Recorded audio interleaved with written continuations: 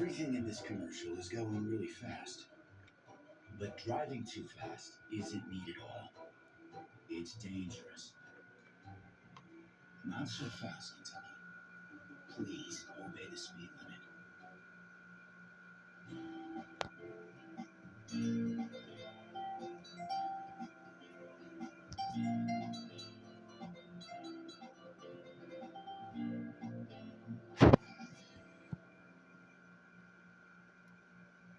The Citizens Fire Company is located at the end of Berwick Street behind the Tamaqua Railway Station.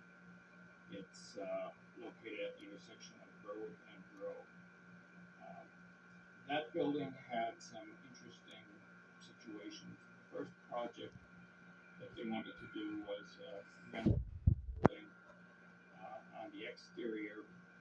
When we took a walk through the building, it was noticed that there was a problem with the ceiling structure on their upper floor meeting room.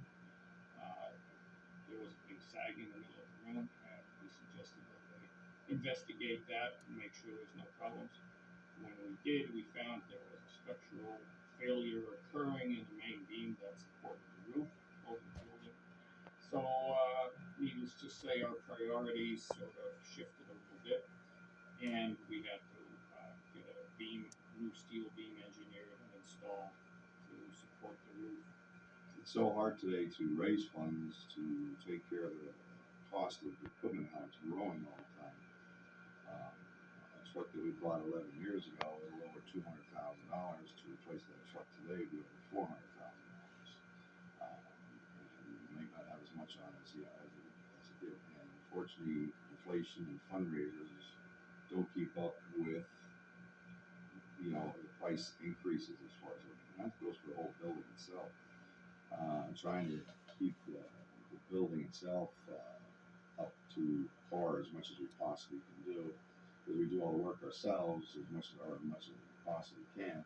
But just the material costs alone have just skyrocketed. So it's so hard to do it. So any kind of grant or any type of loan, anything like that, we're really appreciative of, and it doesn't go unnoticed.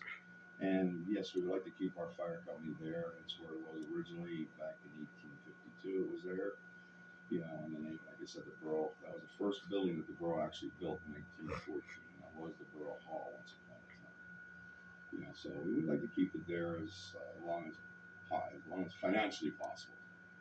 The second problem we ran into on that building was they wanted to repair or replace the existing asphalt floor in their truck garage with something that would have a nice epoxy finish. And when we removed the asphalt layer that had been in the garage, we discovered that the concrete that was remaining under the asphalt was not even close to sufficient to supporting the loads they were currently putting on it.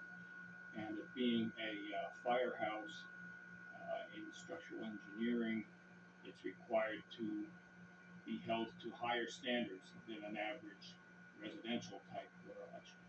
It's basically used in times of emergencies, and the regulations require that those types of buildings be held to much higher standard than regular buildings. So again, we had to shift focus and find a way to reinforce the floor, which was a rather extensive job. There were a series of new columns installed in the basement and beams to cut the span down in the existing poured concrete floor.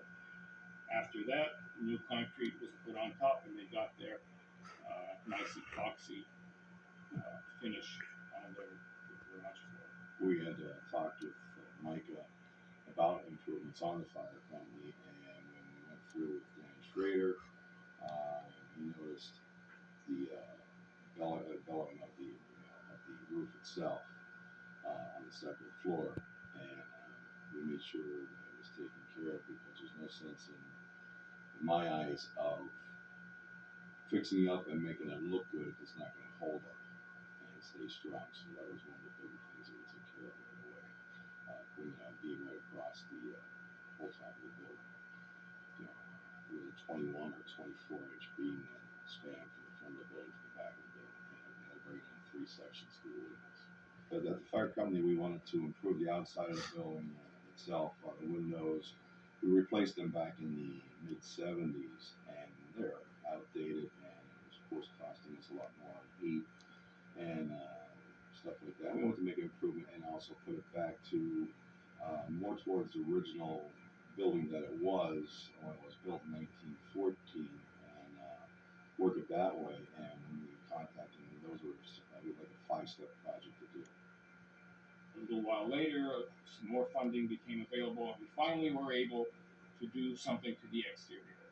We installed some new windows that matched the ones visible on Orr's photographs, and a nice new front door, which again was a historic throwback to the original photographs they had.